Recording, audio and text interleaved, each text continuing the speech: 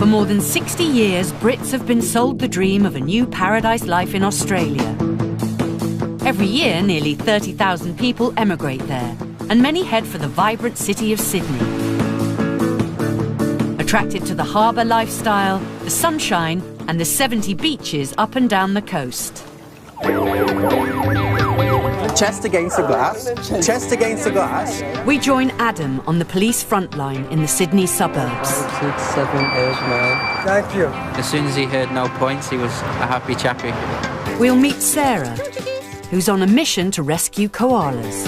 Just down here there's a sign and it tells you how many kangaroos and koalas have been killed this year. And raise your hands over your head and exhaling, come down. It's the end of an era for Jessie and Sarah as they swap their surfboards for a baby buggy. I just want to touch him, cuddle him all the time. I know you do.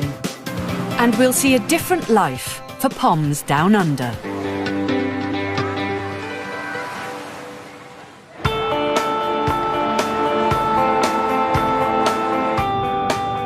Sydney has a population of 4.5 million, and 5% of these are Poms.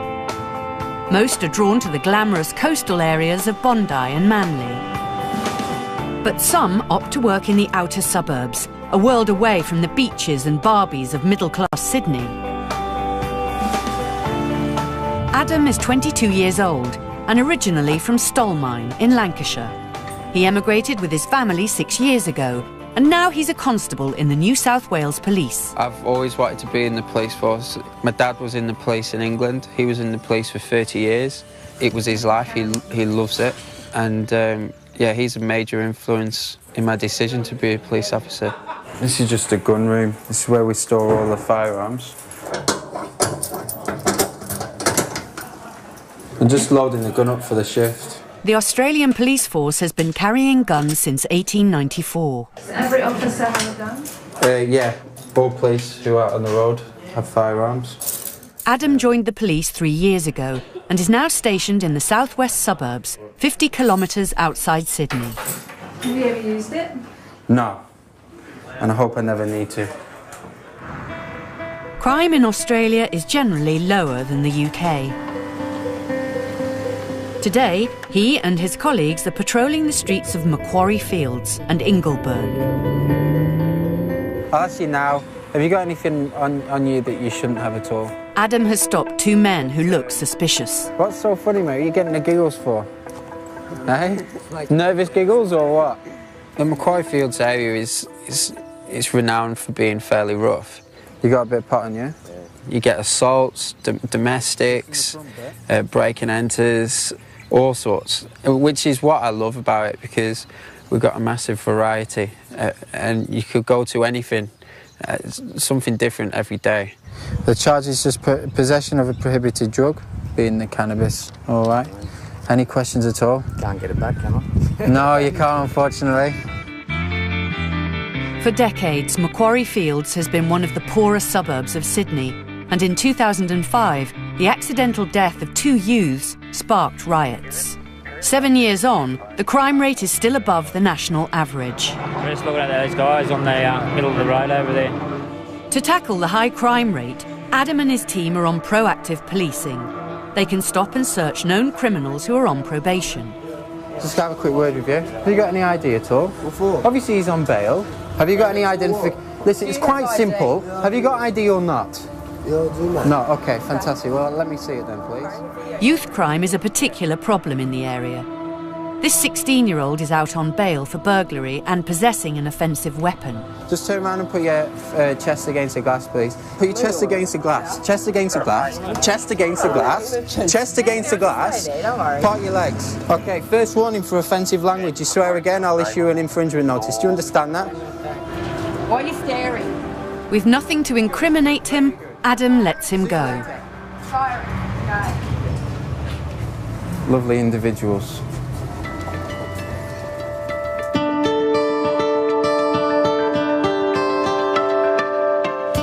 By contrast, only an hour's drive up the coast, the northern suburb of Manly offers a very different Australian experience.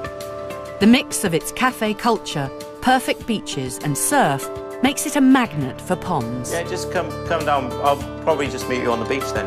34-year-old Jesse lives with his girlfriend Sarah in Manly. Jesse from Wales arrived 12 years ago. They live 30 seconds from the beach, and there's a good reason for that. When I came to Australia, I had a dream of coming in here. I didn't really care about money or anything. I just wanted to have sunshine, beach, learn how to surf, and just have that sort of lifestyle rather than living in a hustle and bustle in a grey city sort of thing. So for the past 12 years, painter and decorator Jesse has been getting his surfing fix not just once, but 3 times a day. Surfing is a lifestyle. It's a bit of an addiction as well. Like as soon as you finish anything you're doing during the day, or your chores and stuff, you just can't wait to get in the water. On the inhale, I want you to raise up onto your toes and raise your hands over your head, and exhaling. Sarah, Jesse's partner, is 38 years old and from Hemel Hempstead. Exhale, arch your back slightly. She arrived in Australia 12 years ago and is now one of the thousands of qualified yoga instructors in Sydney. I was just in my day job in London, and I was sat there and I just went, oh my God, life has to be better than this. Like, I cannot cope. And I've never even thought that I wanted to go to Australia, but for some reason I just picked up the phone and booked a flight. Hadn't thought it through. It was a complete spur of the moment thing, and booked a flight for a couple of months' time and then just came. Sarah and Jesse have been living the party life for the last 12 years and met 2 years ago. We met at a friend's birthday party. He comes up to me at the bar No, and he you goes, don't have to tell him that, please. I'm going to come and talk to you later. I was like, okay. Now they are expecting their first baby in a few weeks. This is going to be the nursery. We've been pretty lucky. We've been given, like, loads of stuff. We were given a cot, so we've not had to spend much money, really, have we? Loads of clothes. Bringing up a child in Australia costs on average £260,000, 30% higher than the UK. But there's one thing that money can't buy, and that's grandparents. They're 10,000 miles away. You know, just that level of support that a lot of people get that we won't have. But, you know, people cope, you know. All our friends have, and I'm sure we will too. There are 200,000 native animal species in Australia, and many of these are marsupials, including the koala bear. Coming in.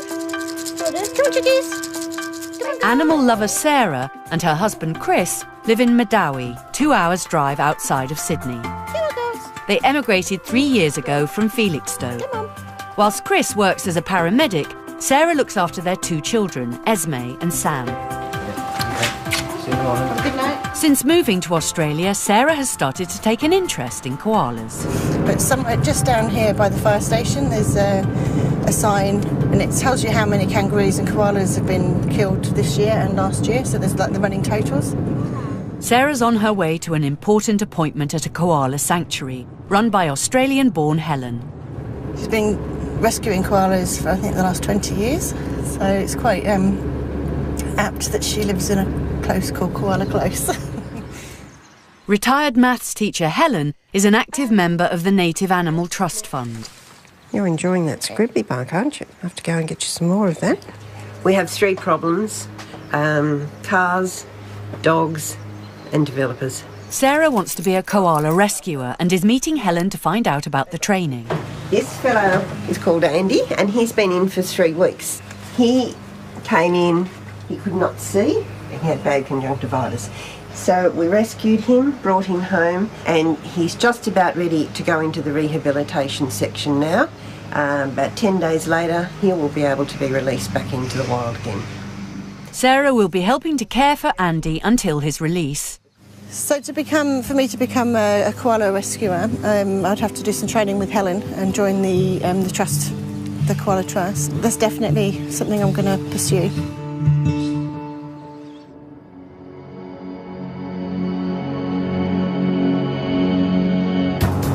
Morning, sir. Constable Bainbridge, Macquarie Fields, please. Just been stopped for purpose random breath test today. In Macquarie Fields, Adam is back on patrol. You can just count for me, thanks. How many? Just any number. 1, 2. Unlike the UK, random breath tests are routine in Australia. Not a problem. Enjoy your day. Nearly a third of all road traffic accidents in Australia are alcohol-related. There's every chance we'll find people. But a lot of people seem to drink the night before and then early morning decide to drive and believing that the alcohol will be out of the system. Morning, sir. Have you had any alcohol at all today? Not today, mate. Last night? Yeah, last night. Last night? How much did you have last night? 3 or 4 drinks. Yeah. What time did you finish drinking last night? About 10 o'clock. Oh, you should be fine then, mate. Yeah, All right. You can just count for me, thanks. 1, 2, 3, 4, 5, 6, 7, 8, 9. Thank you. You pass. Well done. Have a good Christmas. Thanks, mate. I've always had a good sense of right and wrong. A lot of it's down to my upbringing. Obviously with my dad being a police officer and my mum being a nurse, and they did so well in bringing me up and teaching me such things as manners and things like that. His father Steve was an inspector for 30 years in the Lancashire Police Force. He now works for the New South Wales Police. I always see my dad as being the ultimate professional, and if I can aspire to be half of the police officer that he was, then I wouldn't have done too bad. That's what I reckon anyway. Well, I mean, I've said this before, I got 2 inspectors, so you know, you always try and go on better than your father, so you know, I'm looking forward to the day when it's Chief Inspector Adam Bainbridge of the New South Wales Police. I don't know about that, but... For Brits moving to Sydney, living by the ocean might be the dream. Many head for Bondi for its young, hip vibe. But for those settling down, Manly is the laid-back alternative. It's a hot and sunny Sunday afternoon. Whilst most people are catching the surf, Jessie and Sarah are waiting for the arrival of their baby. Shout us down when you're down there, hon. Sarah is past her due date and she's getting worried. Well, we're just going to the hospital to be induced today. He didn't want to come out on his own, so he's being helped out. Not the most ideal of circumstances, not what I wanted. How late is he? A week. So, I'm just nervous.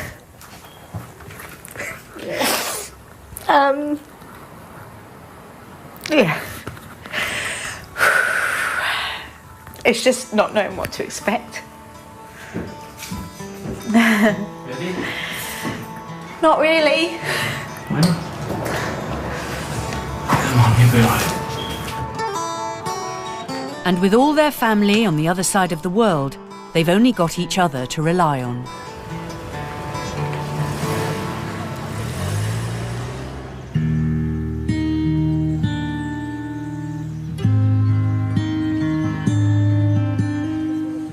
Sarah is visiting the koala sanctuary, where there's some sad news. Andy, the koala that Sarah and Helen have been caring for, has died. Koalas can live on average for 15 years, but many are dying early due to the effect of humans on their habitat.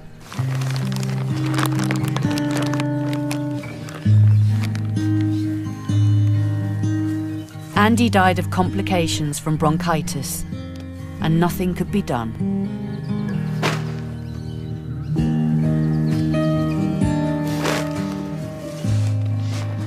Never get used to this, Helen.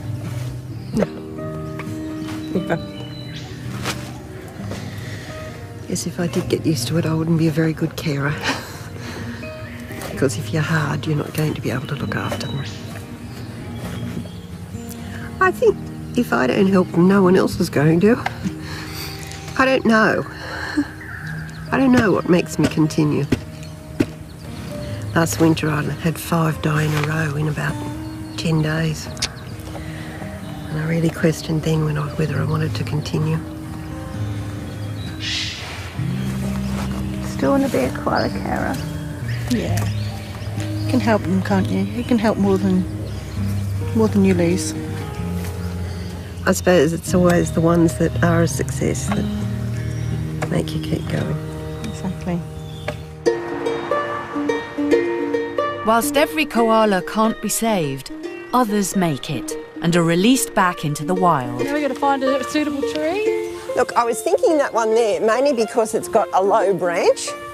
You got Helen? No, just let her go. This is Mia. She's been cared for by Sarah and Helen. Just let her go. And is now well enough to go back home.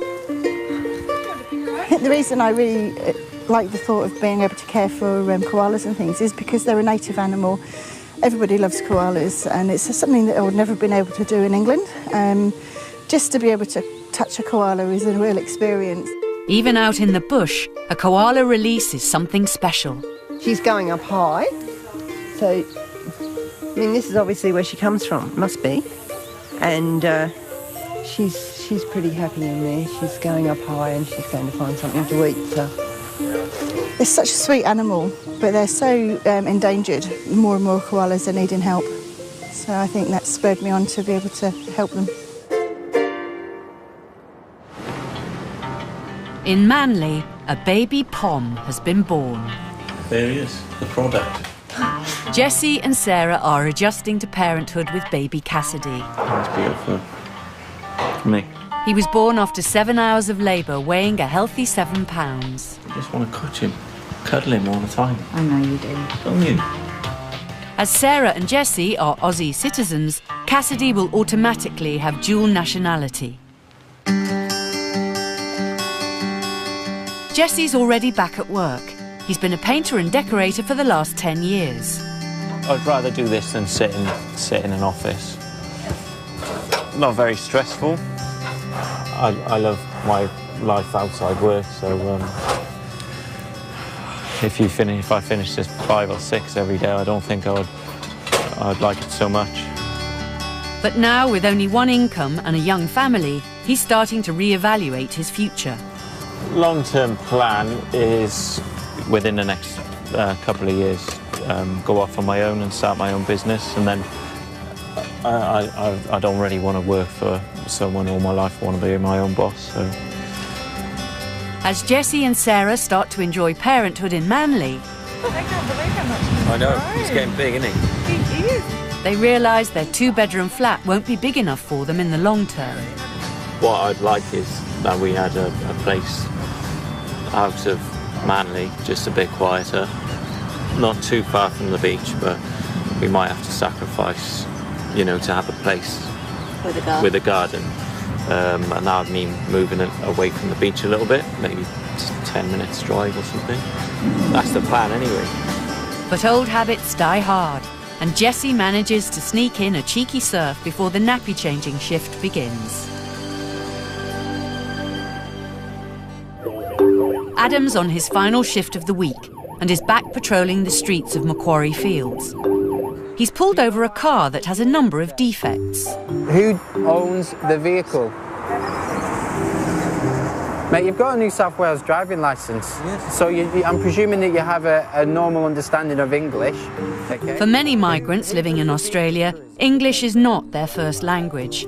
This driver is from Iraq. Okay, I'm not going to give you a fine today. Okay, so you're very lucky in that regard. Okay, but the defect notice means that you have to get your problems with your car fixed. Okay, you've got your indicator, your brake light, and your mirror. Okay. Like in the UK, a defect notice means the man has to get his car repaired for it to be legally roadworthy. He's have a 12 point or... No points, no points. It's just a defect. See, full license, full point, no any problem. Yeah. 2 years, no any... So you're very lucky today, very lucky. Thank you. It's because I'm a good bloke. Thank you. All right. Thank you. There you go. Have a good day, yeah? Merry Christmas. Thank you, I'm sorry for that. I'm sorry, man. As soon as he heard no points, he was a happy chappy.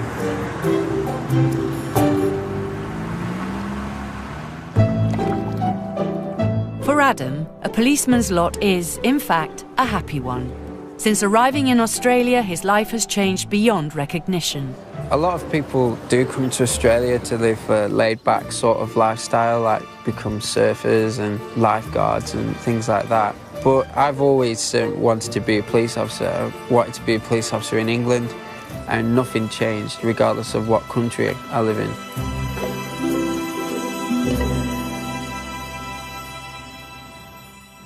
Next time, we'll go on patrol with Bondi Beach lifeguard John. You do grab someone in as they're going underwater and you think, shoot, that was very close. And we'll meet young British family Lily, Simon and Layla as they experience their first Aussie Christmas. What do you think the weather is like here? Boiling hot!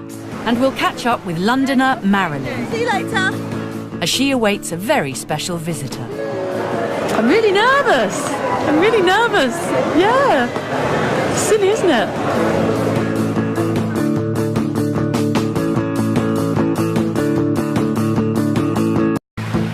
For more than 60 years, Brits have been sold the dream of a new paradise life in Australia. Every year, nearly 30,000 people emigrate there, and many head for the vibrant city of Sydney. Attracted to the harbour lifestyle, the sunshine, and the 70 beaches up and down the coast. Chest against the glass, chest against the glass. We join Adam on the police front line in the Sydney suburbs. 6, 7, 8, 9. Thank you. As soon as he heard no points, he was a happy chappy. We'll meet Sarah, who's on a mission to rescue koalas. Just down here there's a sign and it tells you how many kangaroos and koalas have been killed this year. And raise your hands over your head and exhaling, come down. It's the end of an era for Jessie and Sarah as they swap their surfboards for a baby buggy. I just want to catch him, cuddle him all the time. I know you do. And we'll see a different life for Poms down under.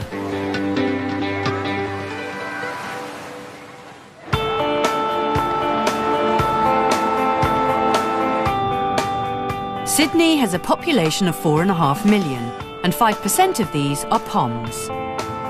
Most are drawn to the glamorous coastal areas of Bondi and Manly.